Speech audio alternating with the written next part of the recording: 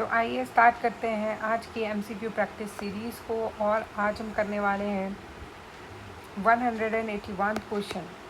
फिर से करते हैं। अगला क्वेश्चन है, निम्नलिखित में कौन सा आयोग भारत के संविधान के एक अनुच्छेद के अंतर्गत सुस्पष्ट उपबंध के पालन के में गठित हुआ है? Which among the followings commission was set up in pursuance of a definite provision under an article of Constitution of India? तो वो था इलेक्शन कमीशन। अगला है 1946 में बनी अंतरिम सरकार में डॉक्टर राजेंद्र प्रसाद के पास कौन सा विभाग था? तो वो फूड एंड एग्रीकल्चर था, खाद्य तथा कृषि। अगला क्वेश्चन है, कोई व्यक्ति जिसने अब किसी उच्च न्यायालय के स्थायी न्यायाधीश के रूप में पद धारण किया है, उच्चतम न्यायालय के सिवाय भारत के किसी न्यायालय या किसी प्राधिकारी के समक्ष अभिवचन या कार्य नहीं कर सकता। A person who has held office as a permanent judge of a high court cannot plead or act in any court before any authority in India except the Supreme Court. तो ये गलत हो जाता है। क्यों? क्योंकि अगर कोई पर्सन जज हो जाता है हाई कोर्ट का, तो वो प्ली नहीं कर सकता कहाँ पे? उसी हाई कोर्ट में प्ली नहीं कर सकते जिसमें वो जज रहे हो, लेकिन किसी अदर हाई कोर्ट में वो प्ली कर सकते हैं और प्रैक्टिस भी कर सकते हैं।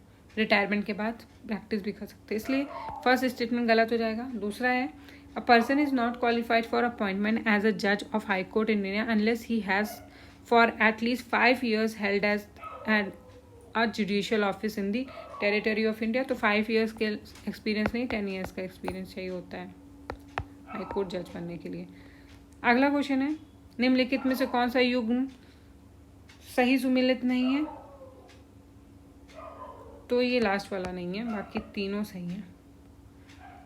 फिर अगला क्वेश्चन है, free and compulsory education to the children of 6 to 14 years age group by state was made a fundamental right by 76th amendment to the constitution of India. तो 76 नहीं था, वो 86 था।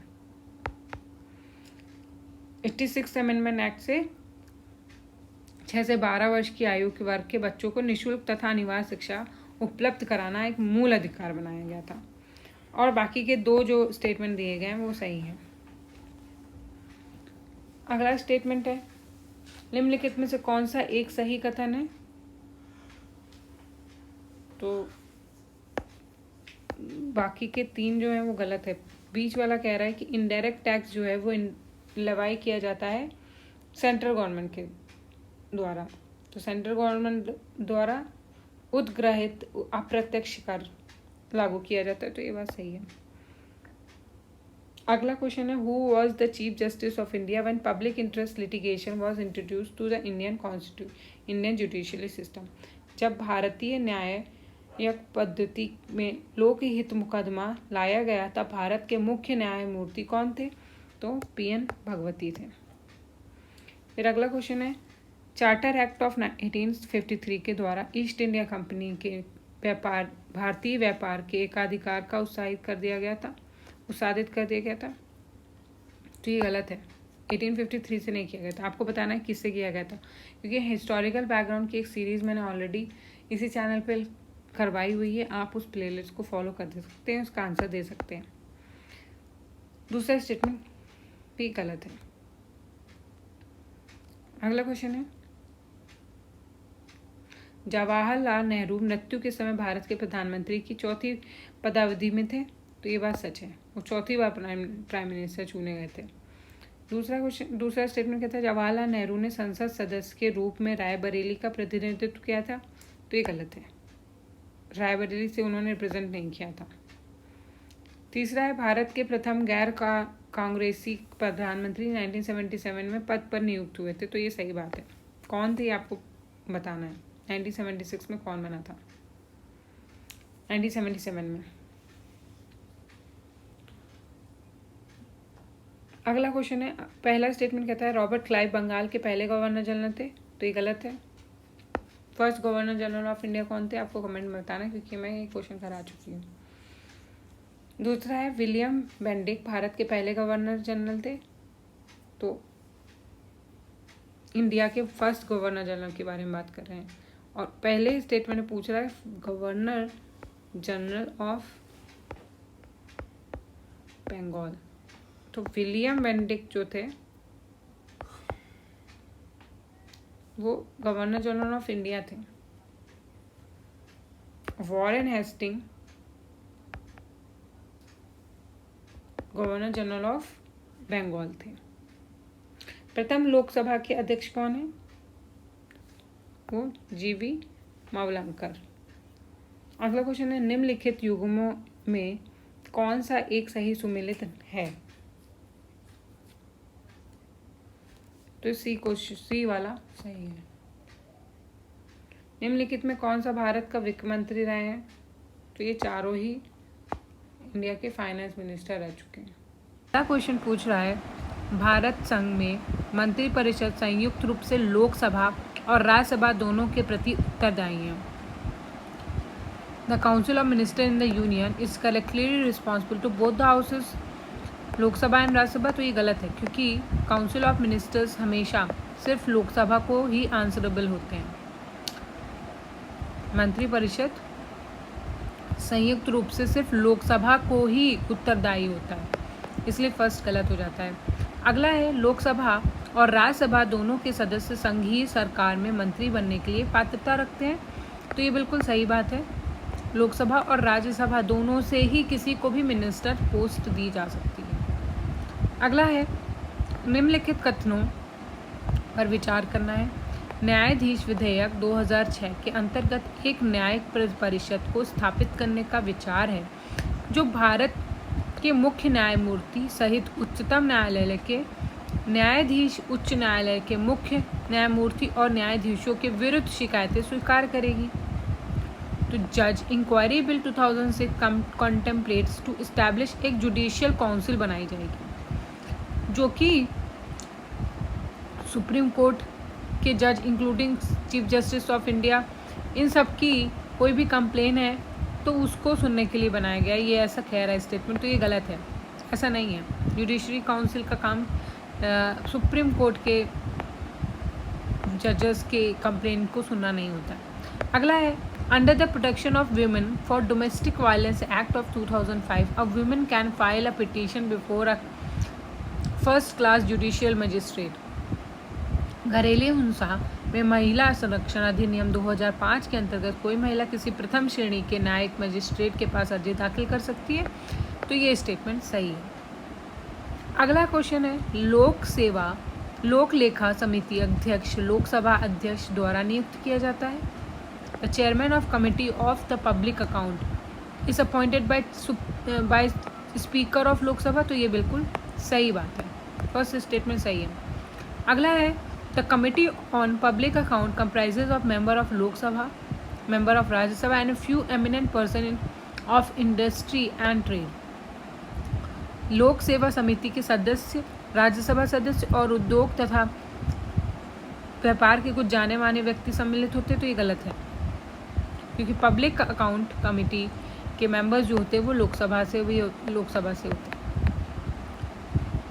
और राज्यसभा से होते हैं, लेकिन ये eminent person of industry and trade ये नहीं होता। अगला क्वेश्चन है, निम्नलिखित में से कौन सा संविधान संशोधन अधिनियम ये चाहता है कि केंद्र और सरकार के मंत्री की परिषद का आकार लोकसभा के सदस्यों की कुल संख्या का 15% से अधिक नहीं होना चाहिए। तो ये 91st अमेंडमेंट एक्ट हुआ था। फिर अगला है, भारत के संविधान के अनुच्छेद 360 के अधीन वित्तीय आपात से संबंधित निम्नलिखित कथनों पर विचार करना है। वित्तीय आपात का उद्घोषणा 2 माह की समाप्ति पर परिवर्तन में नहीं रहेगी यदि उस अवधि की समाप्ति से पहले संसद के दोनों सदनों के संकल्पों द्वारा उसका अनुमोदन नहीं कर दिया जाता। तो ये बिल्कुल सही बात है, ठीक है।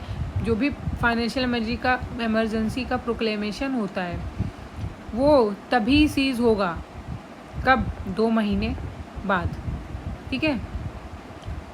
shall cease to operate at expiration of 2 months unless before the expiration of that period it has been approved by the resolution of both the houses। ये पहला स्टेटमेंट बिल्कुल सही दिया हुआ है, बुक में भी बिल्कुल ऐसे ही दिया हुआ है। अगला है जो कि एक गलत स्टेटमेंट है, इसमें कह रहा है कि proclamation of financial emergency is in operation. It is competent for the President of India to issue direction for the reduction of salary and allowances of all or any class of person serving in connection with the affairs of union, but excluding the judge of Supreme Court and High Court. तो ये गलत है. उस time पे supreme court और high court के जजेस की सैलरी को भी हम रिड्यूस कर सकते हैं अगर किसी तरह की फाइनेंशियल इमरजेंसी देश में लगी हुई है. फिर अगला क्वेश्चन है, भारत के उच्च न्यायालय के न्यायाधीश को हटाने के लिए रीति उच्चतम न्यायालय के न्यायाधीश को हटाने के लिए रीति के समान है. मतलब जजेस ऑफ हाई कोर्ट को बिल्कुल उसी तरीके से हटाया जा सकता है जैसे कि जजेस ऑफ सुप्रीम कोर्ट. तो ये सही बात है. दोनों ही कोर्ट के जजेस की रिमूवल की प्रोसीजर एक ही जैसा होता है. और इसमें लिखा है कि after retirement from the office a permanent जज of a high court can not plead or act in any court or before any authority in India. तो ये गलत बात है क्योंकि जज ऑफ जिस हाई कोर्ट में वो जज रहे हैं वो वहाँ पे प्रैक्टिस या प्लीड नहीं कर सकते दोबारा, लेकिन जहाँ पे वो नहीं थे हाई कोर्ट के केस में वो वहाँ पे प्लीड कर सकते हैं.